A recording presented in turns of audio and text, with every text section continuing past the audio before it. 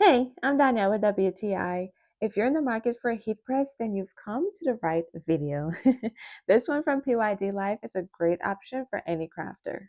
The thing I love most about this is that it's an auto heat press. If you already own a portable heat press or a manual one, you already know the struggle of turning the knobs and hoping you have it right, or having to use your own muscles to apply pressure. With this auto press, those days are done. All you have to do is select your temperature and time, and that's it. Added to that, you can also customize your heat and time and save them.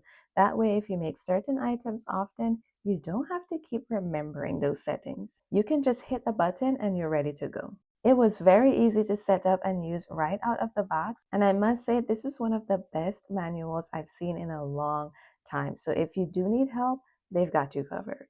I also love that it's touchscreen. I think it gives it a nice modern, sleek look. I love that this was more than big enough to cover my projects in one go. So there's no need to press this one end and then move to the other end.